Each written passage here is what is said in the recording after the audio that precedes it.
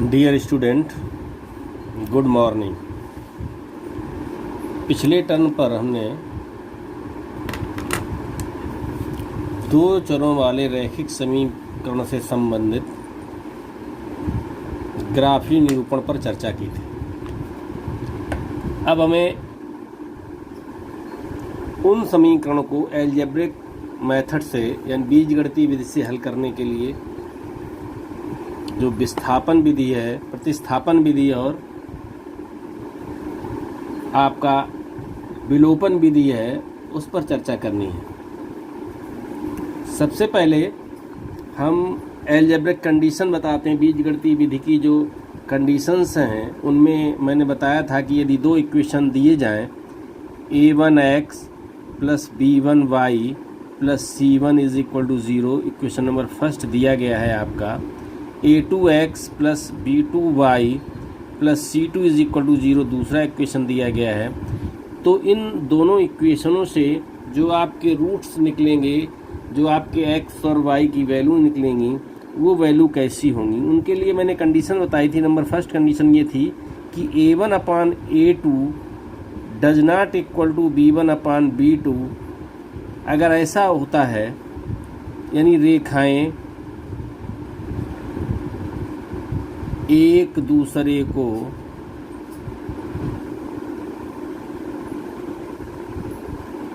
प्रतिच्छेदित करेंगी, प्रतिच्छेदित करती हैं, अतः समीकरण के अद्वितीय हल प्राप्त होगा। यानी केवल एक और एक ही हल प्राप्त होगा। दूसरी कंडीशन बताई थी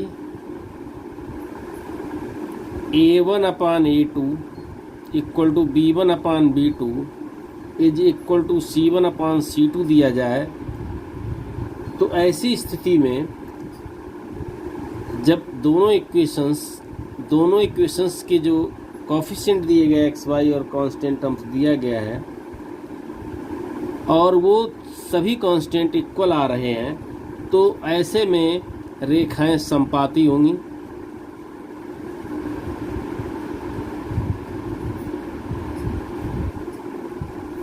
समपाती होंगी और हल जो होंगे अनंत हल होंगे। तीसरी कंडीशन थी a1 upon a2 is equal to b1 upon b2 does not equal to c1 upon c2। a1 upon a2 b1 upon b2 तो इक्वल आ रहे हैं, लेकिन c1 अपान c2 इक्वल नहीं आ रहा है, तो रेखाएं समांतर हो जाएंगी। रेखाएं समांतर होंगी और कोई हल नहीं होगा, कोई हल नहीं होगा।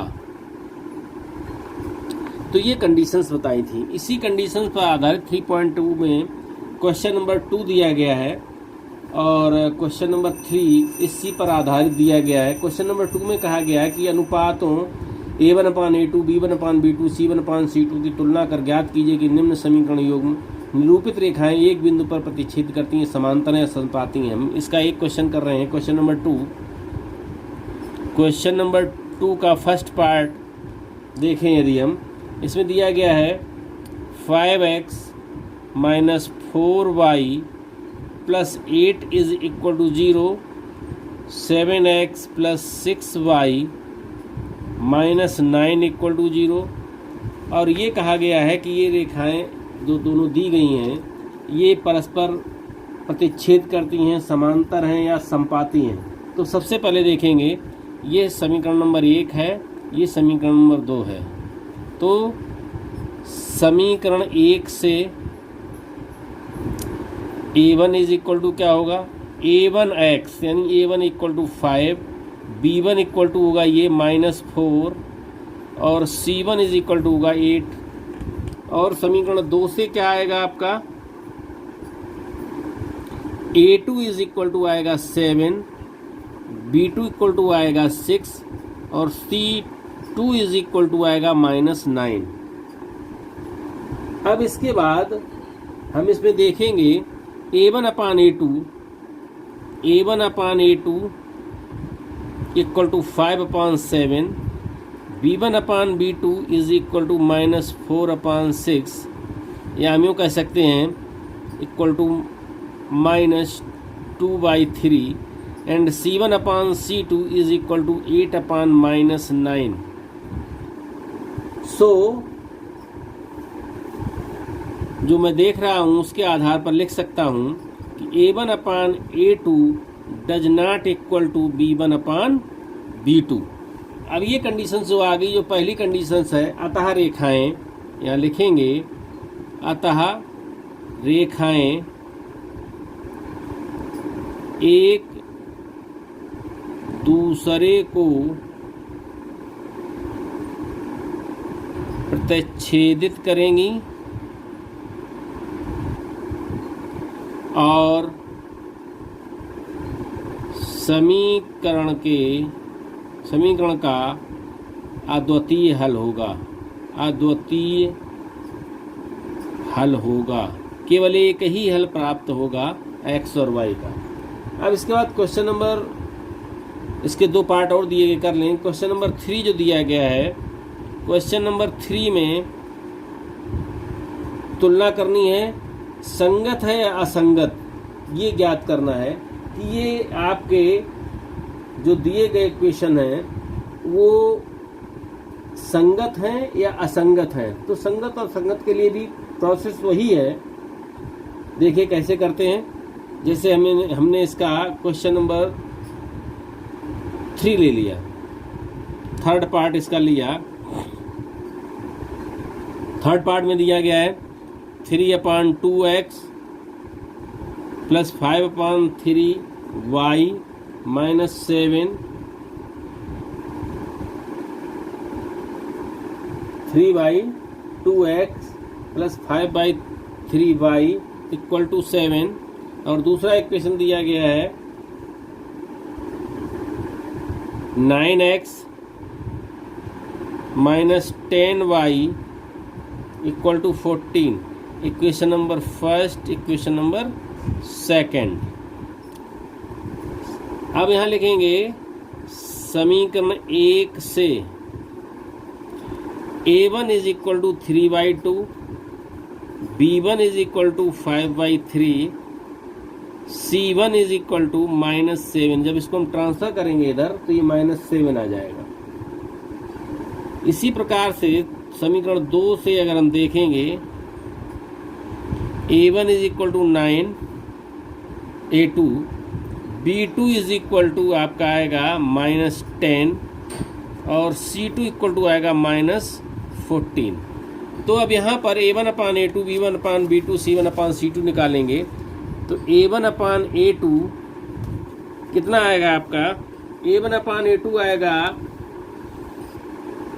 आपका, तो दिया गया है A1 की वैल्यू गई 3/2 दी गई है और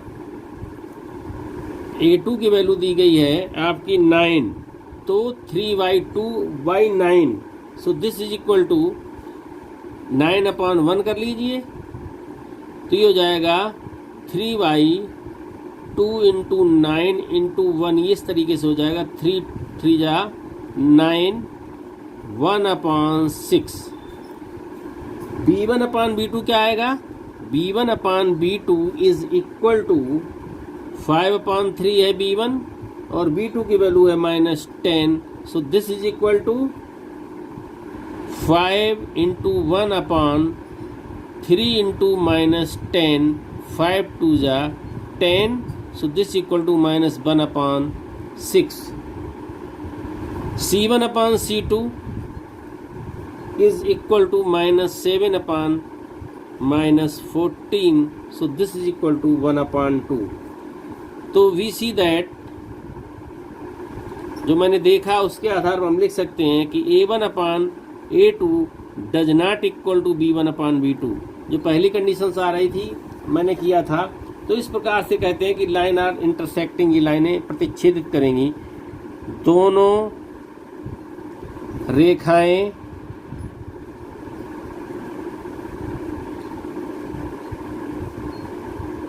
प्रतिच्छेदित करती हैं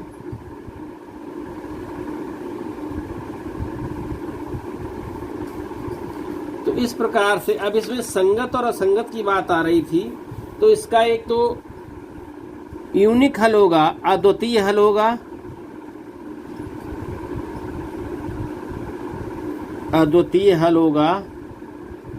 और ये कहा गया था, इसमें पूछा ये गया था कि जो युग्म है संगत है कि असंगत है। जब आपका यूनिक हल प्राप्त हो रहा है तो रेखा युग्म जो होगा, समीकरणों के युग्म, अतः समीकरणों के युग्म संगत होंगे, संगत होंगे। ये आपका सॉल्व हो गया। अब मैं चर्चा करूंगा, मैंने ग्राफ के कुछ क्वेश्चन दिए थे, उनको आपने किया होगा। इसके बाद हम चर्चा करेंगे रैखिक समीकरणों को हल करने की बीजगणितीय विधियां जो दी गई हैं। उन बीजगणितीय विधियों में हमने 3 विधियां बताई थी आपको, एक विलोपन विधि बताई थी, एक प्रतिस्थापन विधि बताई थी, एक वज्र गुणन विधि बताई थी। वज्र गुणन विधि इस बार कोर्स से हटा दी गई है, जो 30% कोर्स कम किया गया था उसमें ये वज्र गुणन विधि हटा दी गई है। तो हम यहाँ पर 2 विधियों की चर्चा करेंगे, एक प्रतिस्थापन विधि होगी और एक विलोपन विधि होगी। तो हम सबसे पहले किसी एक विधि पर चर्चा करें, प्रतिस्थापन विधि ले लेते हैं। तो प्रतिस्थापन विधि को हल करने के लिए क्या करेंगे, सबसे पहले हम इक्वेशन लिखते हैं।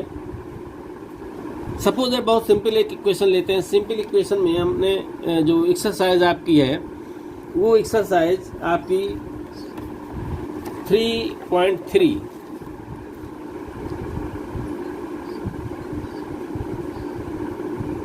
3.3 का सबसे सिंपल क्वेश्चन फर्स्ट ले लिया, फर्स्ट का फर्स्ट पार्ट ले लिया।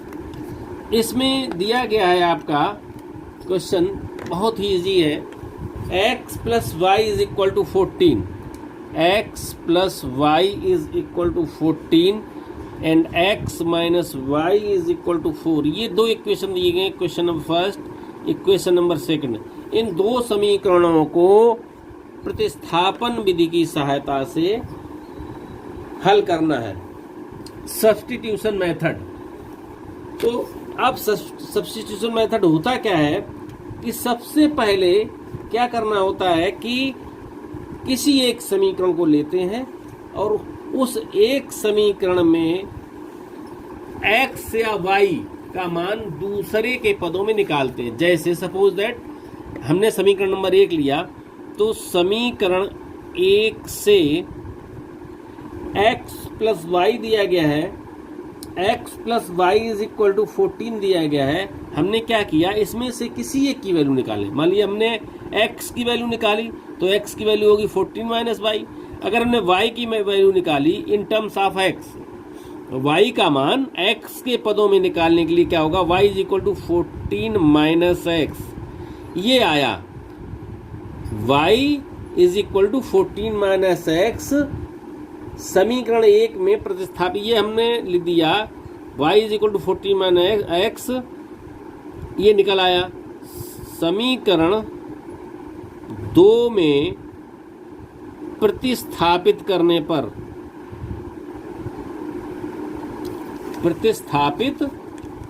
पर क्या होगा,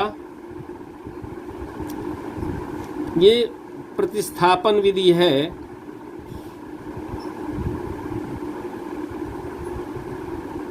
तो हम प्रतिस्थापन विधि में पहले समीकरण से x या y की वैल्यू निकालेंगे और वो दूसरे समीकरण में रखेंगे। देखिए y की वैल्यू 14 माइनस एक्स निकली है, तो 14 माइनस एक्स हम कहाँ रखेंगे, समीकरण नंबर 2 में रखेंगे। कहाँ पर, y के स्थान पर। तो ये हो जाएगा x माइनस को हम बाहर लेंगे, कोष्टक के अंदर लिखेंगे 14 minus x, this is equal to 4। So x minus 14 bracket को तोड़ेंगे plus x is equal to 4। ये 14 उधर जाएगा, x से x जुड़ जाएगा, 2x इक्वल टू 14 प्लस 4 ये हो जाएगा आपका 18, x इज इक्वल टू हो जाएगा आपका 9। तो ये आपकी x की वैल्यू निकल आई। अब ये x की जो वैल्यू दी गई है, समीकरण 1 या 2 कोई भी ले लें, समीकरण 1 में x का मान प्रतिस्थापित करने पर, समीकरण 1 था आपका x plus y is equal to 14, इसमें x इक्वल टू 9 रखेंगे, 9 plus y equal to 14, so y is equal to हो जाएगा 14 माइनस 9 इज इक्वल टू 5। तो आपका जो सोल्यूशन प्राप्त होगा x is equal to 9 and y is equal to 5। तो ये प्रतिस्थापन विधि की सहायता से समीकरणों को हल किया जा सकता है। इसके बाद आपका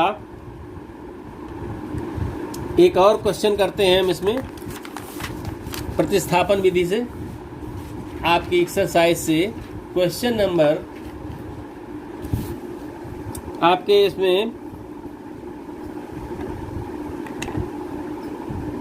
कोई भी एक ले लेते हैं। हमने सपोज दैट ले लिया है क्वेश्चन नंबर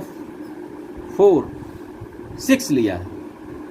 6 लिया है, 6 में दिया गया है 3x upon 2 minus 5y upon 3 is equal to, ये क्वेश्चन नंबर फर्स्ट का 6 पार्ट दिया गया है। तो इसमें आपका जो क्वेश्चन दिया गया है वो है 3x upon 2 minus 5y upon 3 is equal to minus 2। दूसरा है x upon 3 plus y upon 2 is equal to 13 upon 6। ये आपके दो इक्वेशन दिए गए हैं। अब हमें करना क्या होगा, किसी एक की वैल्यू निकालनी होगी x या y से। अब हमने एक इक्वेशन लिया आपका 3x को, दोनों को सॉल्व कर लें यदि हम 3x/2 - 5y, समीकरण 1 ले लिया ये मैंने, ये समीकरण 2 है। समीकरण 1 को सरल करें हम, समीकरण 1 को सरल करने पर क्या होगा, क्योंकि ये बट उसमें अपॉन में दिया गया, फ्रैक्शन में दिया गया है, जो सरल करेंगे तो ये 3x/2 दिया गया है माइनस 5/3 इज इक्वल टू -2 दिया गया है।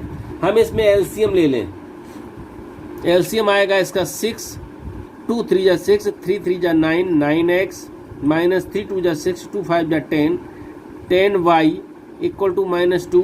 तो ये हो जाएगा 9x minus 10y equal to -12। Equation number 3 मान लीजिए इसको। 2 को सरल करेंगे, 2 को सरल करने पर क्या होगा,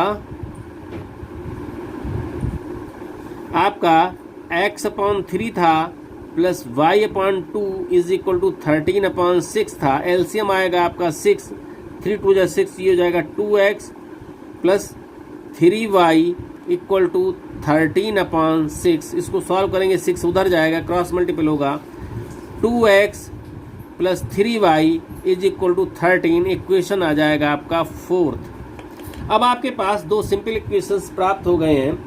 अब यहाँ पर हम सब्स्टिट्यूशन मेथड लगाएंगे, समीकरण किसी एक समीकरण से वैल्यू निकालेंगे। मान लीजिए सपोज दैट समीकरण इसी से मैंने निकाली, इसलिए 2x इज इक्वल टू हो जाएगा 13 minus 3y, then x is equal to 13 minus 3y upon 2। ये x की वैल्यू निकलेगी। अब यहाँ लिखेंगे x बराबर 13 माइनस 3y अपॉन 2 समीकरण 1 में प्रतिस्थापित करने पर।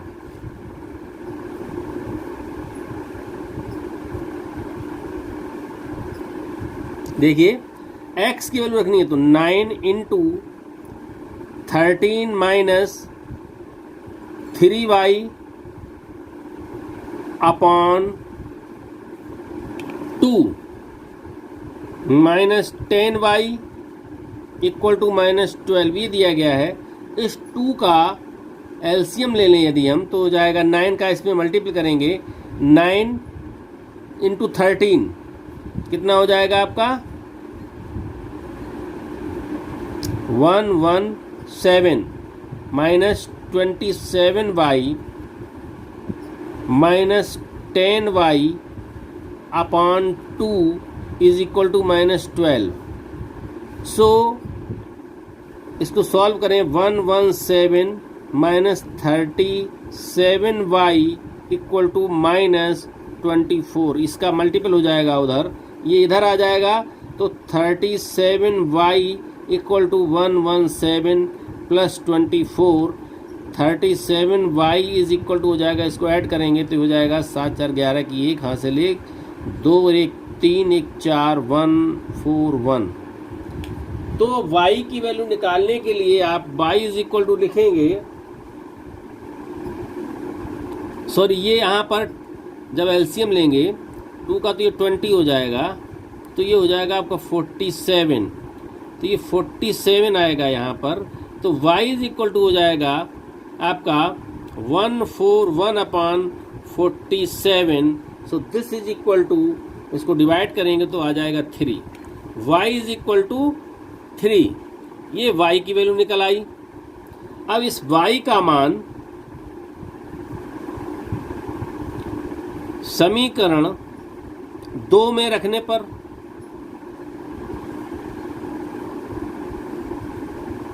जब 2 में रखेंगे तो 2 की जो वैल्यू दी गई थी वो है 2x प्लस 3 into 3 equal to 13। 2x equal to 13 minus 3 3 जा 9, 2x इक्वल टू 4, तो x इक्वल टू हो जाएगा 2। तो जो आपके हल होंगे x equal to 2 and y is equal to 3, ये आपके हल होंगे और यही आपका आंसर आ जाएगा। इस प्रकार से प्रतिस्थापन विधि से समीकरण को हल किया जाता है। अगर वेरीफाई करना है तो x और y की वैल्यू आप उस इक्वेशन में रख दीजिए जो आपका दिया गया है, तो वो आपका सॉल्व हो जाएगा और ये पता चल जाएगा कि दिया गया इक्वेशंस के जो हमारे रूट्स आए हैं x और y की जो वैल्यू आई है वो सही है। इसके बाद इसमें क्वेश्चंस और दिए गए हैं। यहाँ पर ये क्वेश्चन नंबर 2 दिया गया है और दिए गए हैं, इसमें बहुत से प्रश्न को आप करेंगे।